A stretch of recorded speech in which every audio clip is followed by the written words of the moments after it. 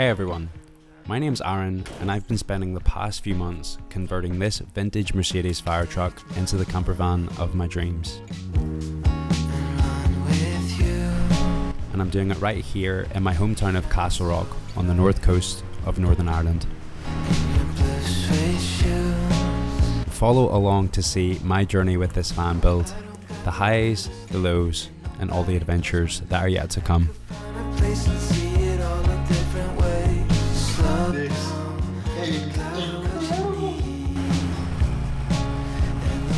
First things first, let me introduce you to Valentina, my 1979 Mercedes 409. Back in the late 70s, Mercedes released this line of transporter vans, often nicknamed the Dusseldorf Transporter or Dudo. They were designed to be absolute workhorses. You'd find them everywhere, delivering bread, serving as ambulances, minibuses, and of course, fire trucks like Valentina. They weren't built for speed or luxury, but for reliability. For me, this is all part of her charm. Valentina isn't just a van, she's a piece of history with decades of stories already behind her. After years of searching online, I found this van in a little town in North Germany. The lovely couple that owned her explained that they bought the van on February the 14th, and that is how she earned her name, Valentina. She was so perfect, I bought her without hesitation and drove her all the way back here to Northern Ireland, taking 2 ferries. Although Val was already kitted out as a camper, I knew that this build just wasn't very me. With her character and her history, she needed a makeover that did her justice. So I got Val into the workshop and began work right away, stripping out the old to make space for the new. So without further ado, let's get into it. This is the van build.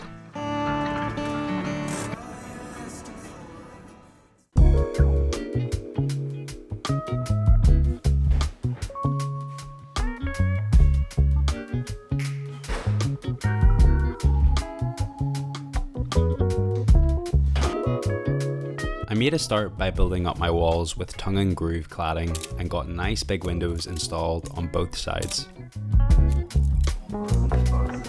It was now time to clad the roof, but first I wanted to lay out all the cables for my lights and make sure they were all working.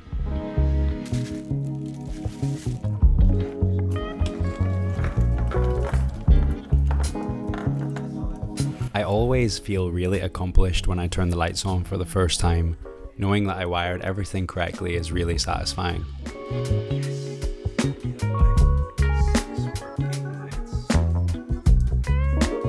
I also added a dimmer switch so that I can control the brightness.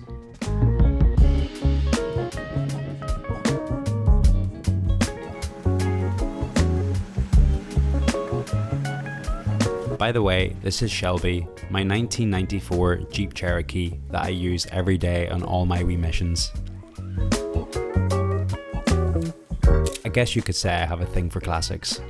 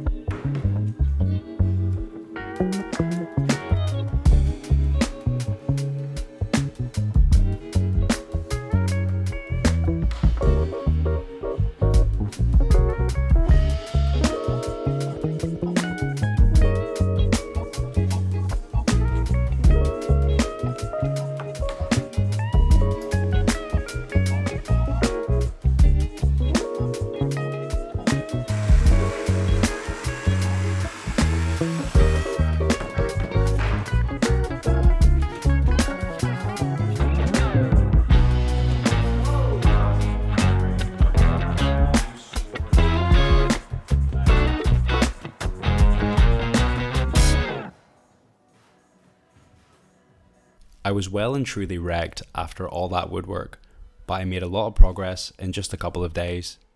Now I can focus on some more chill jobs.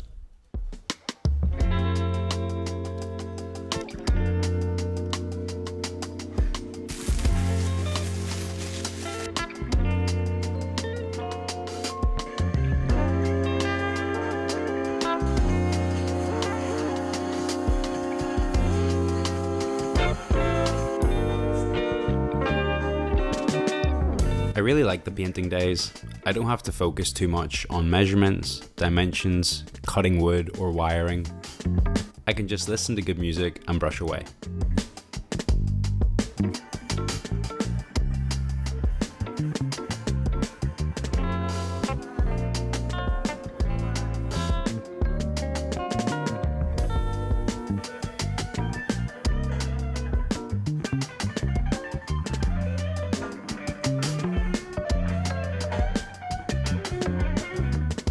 With the walls and the roof complete, I could now finally sort out this ugly ass bulkhead. So I began by building my kitchen unit.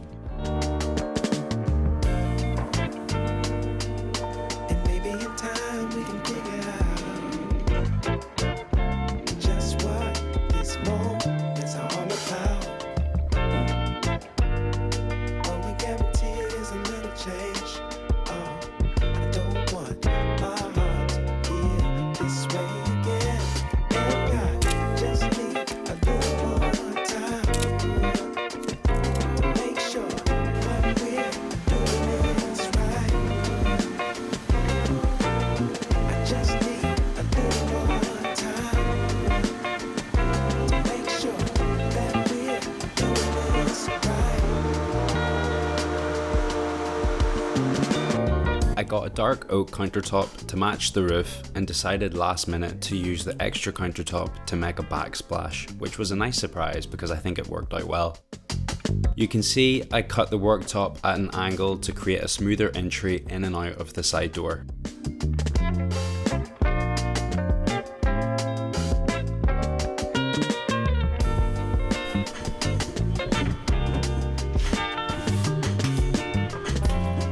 It was all coming together so nicely and I was really happy with how everything was shaping up.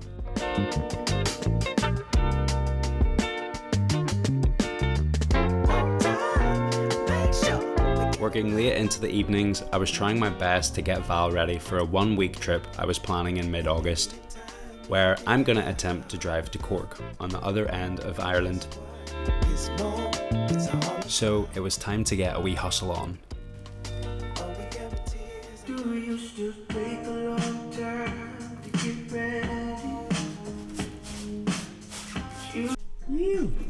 So we got the bulkhead finished and the kitchen is kind of slowly coming together. I have this tiny little amplifier with some speaker cables that run behind the cladding. My speakers.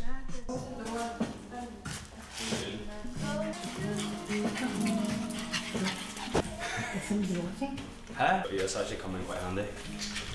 Maybe after one. I didn't eat anything. Big one. That's cool. Nobody like you do, you do. I feel like Scarface. Ooh.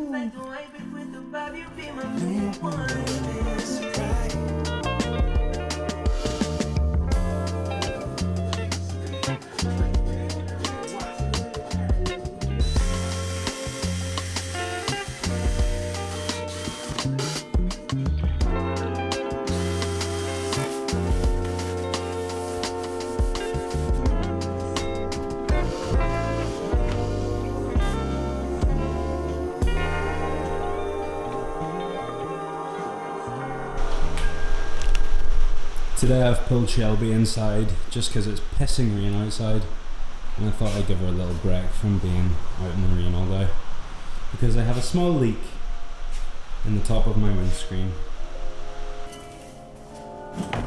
Now it's time to build probably the most important part of any camper, the bed. So this is the bed frame built. It's big enough to fit a double mattress. If I really need to, I'll be able to push the bed out that way and I can have the option of sleeping long ways.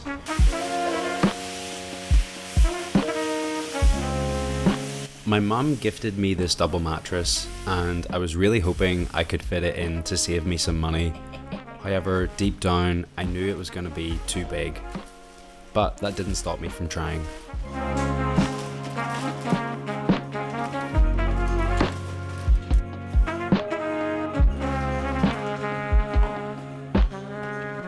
think it's too big.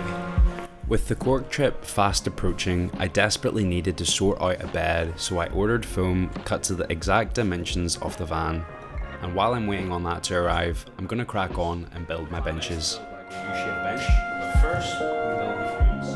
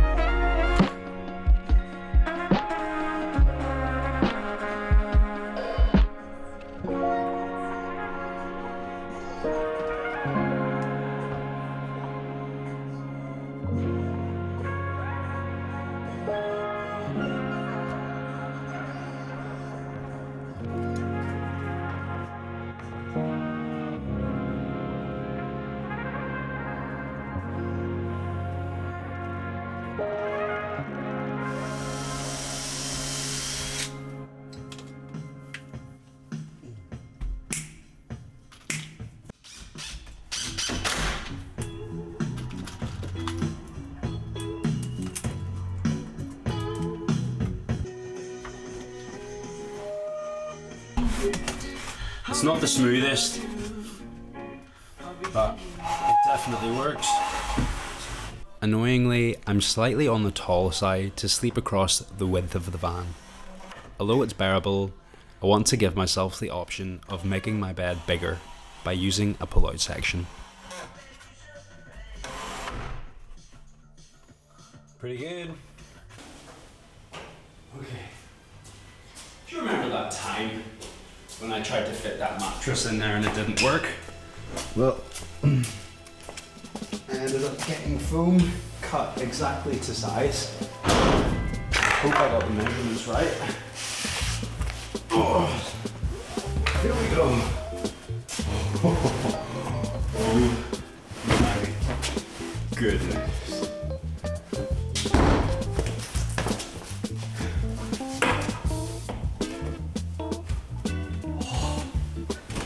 This is incredible. One thing I wanted is to be able to sit on my bed as well without my head touching the roof. And I think I've just got it perfect. And also, if I lie like this, I can look straight up out my skylight. Oh, this is so sick. So I got the foam cut to size, and then I brought it to a guy in Korean who did the upholstery for me, and he used like this really nice tough fabric. I asked him for brown. He only had like this golden kind of brown, which I was a little bit scared about, but I actually think it kind of goes well with like the dark roof and stuff. I think it's actually pretty nice. Plus it's gonna have a bed sheet on it most of the time, and he has also done it with this zip, so that if I need to take this off and wash it, I can.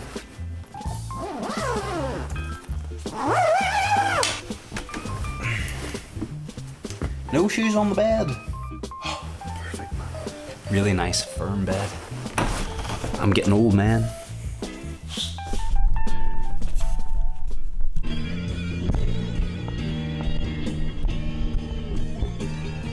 I had just one day left to get Valentina as livable as possible before taking her on our first trip together.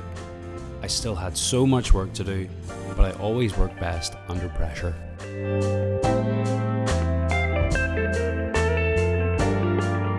I finished off the bed and the benches, and very importantly, I added an additional pair of speakers because why the hell not? Who doesn't love surround sound? Well guys, this is going to do it for the first episode of this series. I really hope you enjoyed watching it. If you want to see how my trip to Cork goes, keep an eye out for episode 2. Thanks for watching.